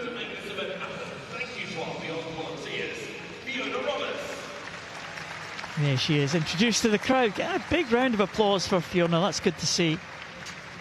The amount of work that goes on behind the scenes for all these volunteers, absolutely incredible. Oh well, Dylan Broom on the medal podium, 808 points, 2:14.62. I think he just pipped Cameron Bernkoon. It was a close contest though. And Dylan Broom can be pleased with what he's done this week, and Bruce D as well. He's had some fantastic performances, Bruce. But Rhys Darby, as he said, building towards the summer, fastest he's been at this time of the season. Real talent. He's quite a slight figure, Rhys Darby, but he's so tough, especially in this individual medley. His power to weight ratio must be really quite special, because there's no fat on him at all, is there? I mean, he's lean and mean. Oh, that's amazing. Well, that's the multi-classification 200 metres individual medley. Next race up is the A final, with Duncan Scott going in lane 4. And this morning after the heats, Ashley caught up with Duncan. Duncan, great to see you. Congratulations, already the gold in the 200 fly. What was it like in the heat today, though? Yeah, it was good. Look, a 2IM is always a tough one. Joking before with Max about that. But, yeah, look, wanting to just put down something that I can learn from for tonight. And, yeah, going there, it's going to be a real good battle for, Commonwealth Games places, but then also European time as well. What makes this so challenging? I think it's, well, not for some people. I mean, Leon's in a class of his own with this event, but I mean, I think it's a hypox element, so transitioning across all of the strokes, and then your underwater work that you need to do between flying back and then back and breast as well makes it really challenging on your lungs throughout the event. And you've got to pace yourself this week, because you do have one last event as well. Yeah, 2 free. The one that I get asked about all week, the one everyone's always excited for and looking forward to, and yeah, look, that's always going to be good fun. It always is. 2 free, last event on the Sunday. There's going to be people fighting for relay spots. There's going to be people fighting for podiums, all sorts. So, yeah, I'm sure it's going to be pretty manic, but I'm looking forward to it. So are we. Battles all week long. Good luck tonight. Thanks very much. Thanks. Thank you. Well, Duncan Scott will be the fastest seed in lane number 4, and he has a titanic battle in every single race he does, doesn't he? 2 fly, he was head-to-head and just won the gold, but only just from Ed Mildred. And this 2IM, well, when he goes on the world stage, Leon Marchand, the Leon that he was talking about, won the Olympics in that 2IM, utterly brilliant. And then he's got to come back and he's got to go a 200 freestyle on the last night and try and make the team. It's getting that tough. There's Filip Nowacki, 2 silver medals already at these championships on the 50 and the 100 metres breaststroke, and 2 qualification times for the European Championships. That was Charlie Hutchinson just coming out. Matt Ward, second in this event last year. He goes in lane number 2 from Bath Performance. And David Annis, 4th on the 4am, set a lifetime best to qualify for this final. Hutchison outside of him in 7, and Dan Ransom of Leeds, the only junior in this final, goes in lane 8. There is Max Litchfield, 3 times Olympic finalist on the 4am, the British record holder on the 400am. This, of course, the 2. Well, he was bronze medalist last year in this 200 medley. Evan Jones qualified 2nd fastest for this final. Also a very good 200 freestyler. And I'm sure he will be looking to try and get on that 4x2 free relay. But the class of the field on the 2IM, as well as on so many other events, it's Duncan Scott, the defending champion. Duncan Scott won the 200 fly in a qualification time, so he's already booked his ticket to Paris. This, I think, probably his best event. 2 times Olympic silver medalist on the 200 medley. Duncan Scott's got 8 Olympic medals, 2 golds and 6 silvers. In Tokyo, he was the most successful British athlete in any one games when he won 4 medals, a gold and 3 silvers. He's got 8 medals in total, the most successful, the most medal Scottish Olympian in history with those 8 medals. Duncan Scott goes in lane 4. And I think if he's really hitting his straps here, I think it's all about Duncan on this event. Max Litchfield, brilliant 400 medley swimmer, might be a little bit short for him this 200. Evan Jones in 5. There is Scott in the bright red hat right in the centre. There's also Commonwealth Games spots to go for each of the home nations here, so there's going to be a right old scrap all across the pool. It's the final of the men's 4am, a 2IM.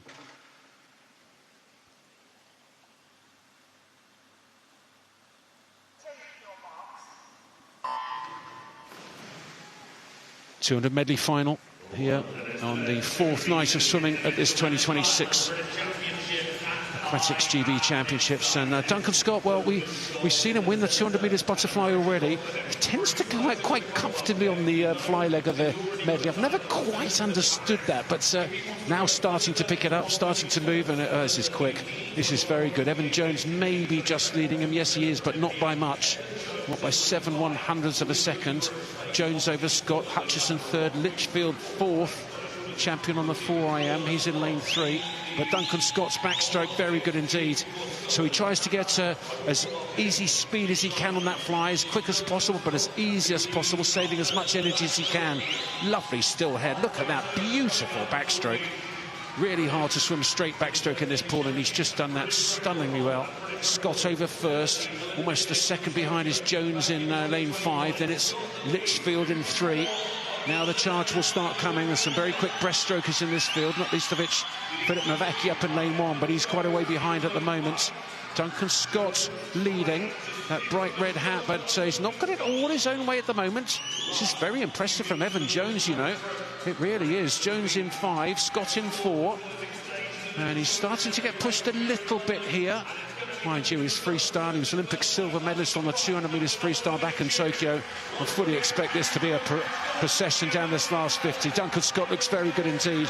The time he's looking for is the European qualification time. It's 1:57.7. And look at his feet. Look at the leg drive. Really looks very good. Very high elbow. Almost a galloping freestyle stroke with 15 metres to go. But look at the back of the second, third and fourth. That really is tight. Look at this. Evan Jones is going to get second, I think. But third and fourth, Litchfield and Ward having a great scrap. Duncan Scott wins it 1:56.0.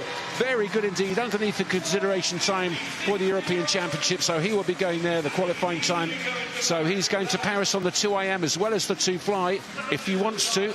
1:56.08 wins it. Second was Evan Jones, 1:58.09, and third Max Litchfield. And those times I think will qualify for the Commonwealth Games, I think. Oh, Max Litchfield just outside the English consideration time. But I'm sure he's done it on the 4AM, so it'll be very interesting to see how his selection goes for the 2IM as well. But Duncan Scott, what a swim. Comfortable on the fly, fast but comfortable, pushes it so well on the backstroke. And then the breaststroke, the drive, and the freestyle just brings it home so well. He's so powerful. That galloping, lolloping stroke of the freestyle. And 1:56.0, it's pretty good at this time of year. He's 1:56.4 last year when he won the gold. So almost half a second faster than he was this time last year. And he's been working on qualities. Always leaves everything in the pool. He looks pretty happy with that. Straight over high five to Evan Jones. Really good swim in second place. And Max Litchfield there, the champion on the 400 medley, gets the bronze. So confirmation of the result of the final of that 200 medley. A qualification standard for Duncan Scott for the European Championships in August.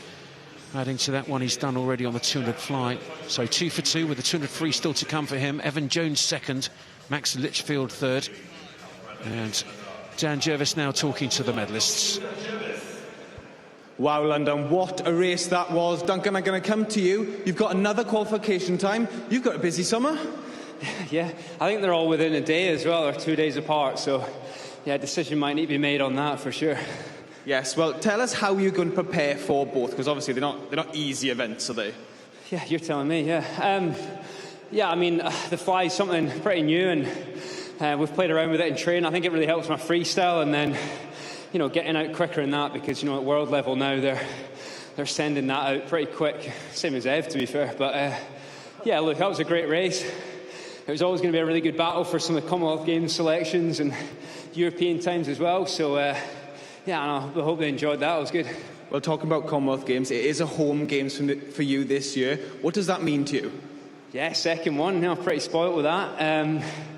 Yeah, look, I think it's always a fun time having a Commonwealth Games. You know, it means people are aspiring to make teams that some summers don't often have the opportunity. And, you know, I get to train with some people that, you know, the Commonwealth Games is their Everest, and that's always pretty exciting and pretty cool to be a part of. So I think Glasgow put on a good show and do that, and then I've got about a week later and then we'll race at Europeans. So yeah, quick turnaround. a very busy summer. Congratulations also to Evan and Max. Well, Duncan Scott winning in a qualification time for the European Championships. And Evan Jones in second place, Scottish. He went 1:58.09, and that's underneath the consideration time for the Scottish team for the Commonwealth Games. Litchfield just outside the English. And here again, the medals being presented by the representative of our volunteers here. It's Fiona Roberts. Fiona and the whole team, absolutely fantastic, the work that they do. It runs like clockwork. And without those volunteers, we simply would not be able to make an event like this happen. So thank you to all the volunteers. So Max Litchfield getting the bronze medal, a silver medal to Evan Jones.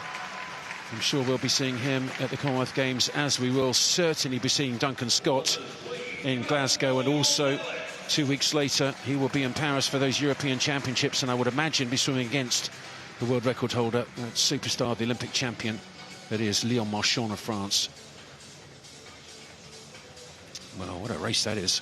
One race left, women's 200 metres backstroke. Before that, we'll go back to the studio and Ashley. Wow, what a race that was. They look very pleased with themselves, and I'm not surprised.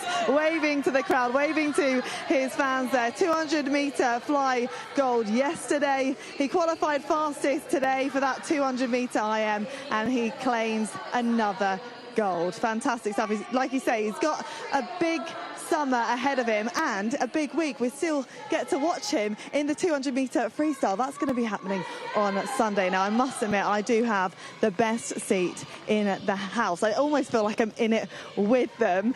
We still have loads to look forward to. The atmosphere here is crazy. We've got a light show coming up in the venue. It's very, very exciting stuff then.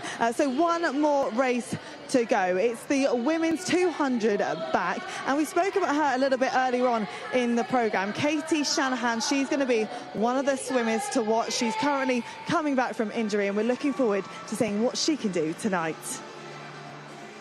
Katie, cracking time under the consideration time for the Commonwealth Games for Scotland. How pleasing is that? Yeah, it's obviously really good to get that time in the morning and kind of lock that in. It's quite hard this morning, so I guess we'll see what tonight brings. Hopefully it'll be quicker, and it should be a good race. Just how challenging is this, especially when you're coming back from illness, injury? Yeah, no, I've had a really tough few months in the lead up to this, and I guess I'm just really grateful to be here and to be racing. So yeah, just kind of see what I've got tonight. I've not really had much training this season, so yeah, just see where I am. What's the goal this week?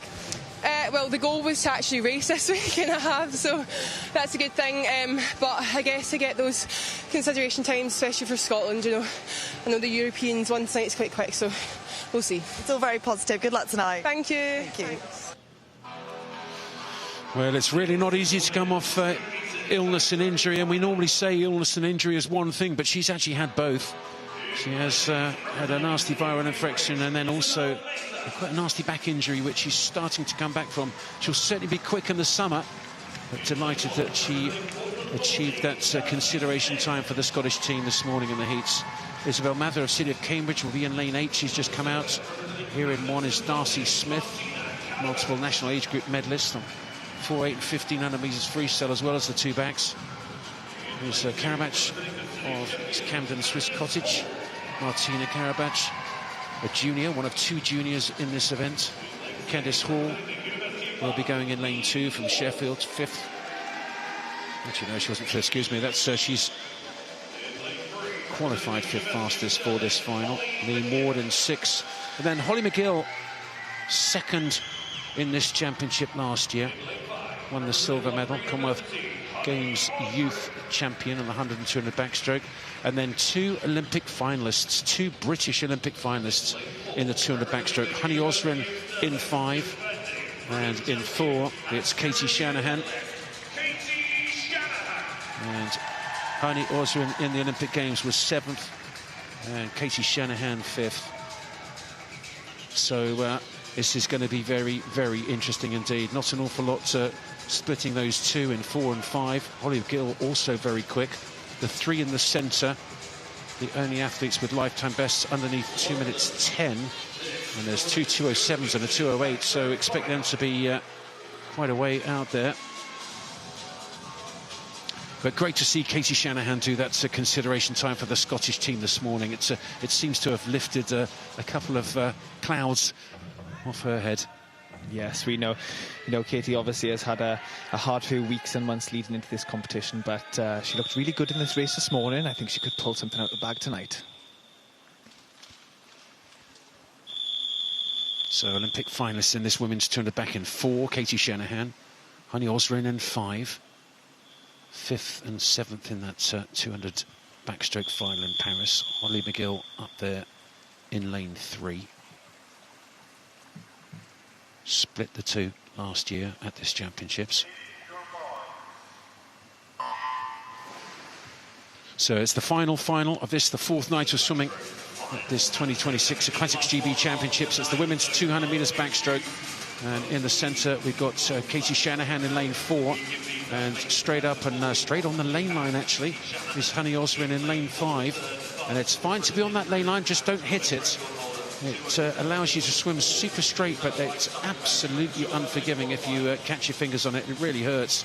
And Osrin looks like she's done well down that first 50, stayed off it, and a really good first 50. She does. She came into that first turn in first position in 30.65, followed by Katie Shanahan really closely in 30.83. I think there's going to be a bit of a tussle between these two girls in this last 100, Andy. Yes, and interestingly, Shanahan worked that first 25 of this second 50 off the wall. That next 25 metres, she's worked quite well there. And she's coming into the 100. She was certainly in second place at the 50 turn, but she's going to be leading at the 100. 63.1 to her feet, 63.3, so 0.2 of a second, splitting first and second. That's Shanahan from Osrin. And then third at the moment is Holly McGill up there in lane 3 with Neem Ward of Bath in lane 6, 4th. But what a battle between these two in the centre. I wonder if they can get close to the European qualification standard of 208.6. It's a quick one, but it's definitely possible. Yes, and Katie is swimming the other side of the lane, so I don't think they can see each other at the moment, but they're coming into this final turn at nearly exactly the same time. Honey Osrin just ahead by about 15/100ths of a second. And again, a slightly better turn from Katie Shanahan as she's done off every wall so far. And I wonder if that's going to make the difference here. Katie Shanahan just leading at the top of those two, but coming back now is Osrin. Osrin really is coming back closer to us, and this is a good old battle. McGill coming back as well in 3. She's definitely not out of it. And Shanahan's coming back again in the centre. My goodness me, this is tough. Shanahan in 4. Closest to us, Osrin in 5. McGill in 3. Who's going to get the touch? I think it's Shanahan it is. What a swim. Well done. 209.8. Well, it's just outside of the European qualification time, but it's a very good swim. She should be really pleased with that. She's had a tough week, a really tough preparation with illness and injury. And Katie Shanahan just gets the touch. 209.89. Very good indeed. Osrin the silver, 210.1, only just behind in the silver medal position. And Holly McGill gets the bronze, 211.71. But Shanahan, well, she came really well off that final wall. Then Osrin came in the first 25 of that last 50. And then Shanahan responded.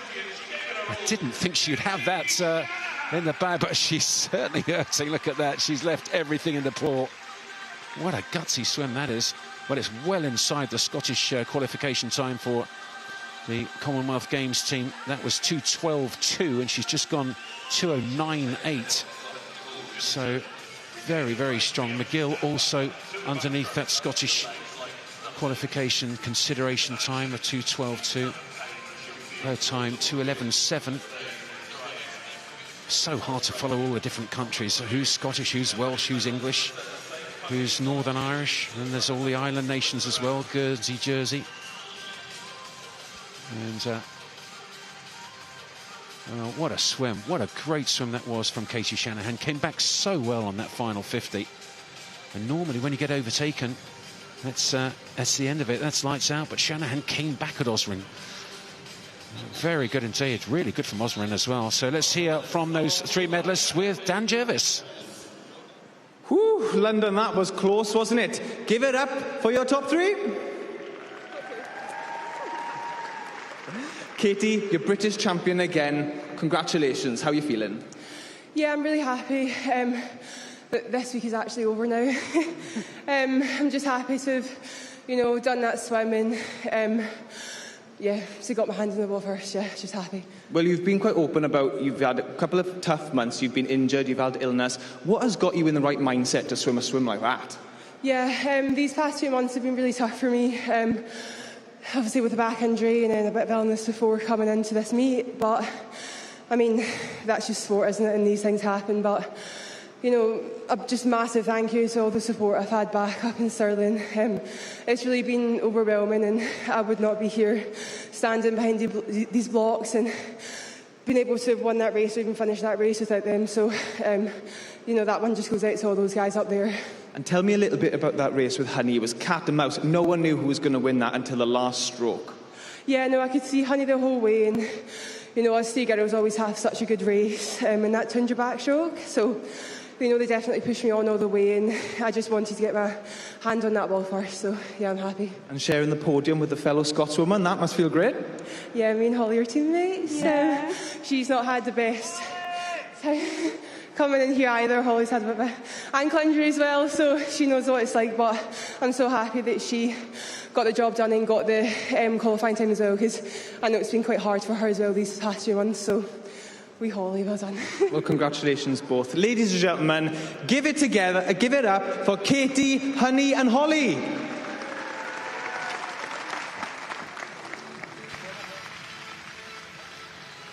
Well, just 2 of the 3 medalists there on the podium. I think Honey Oswin just taking a breath and just making sure that she's okay. And here is the gold medalist Katie Shanahan. And competition winner, it's Elise. She'll be making the presentation. She's one of the spectators making the medal presentation here. Look at that, very sweet indeed. How exciting. And, well, she's got the bronze medal in her hand. That goes to Holly McGill.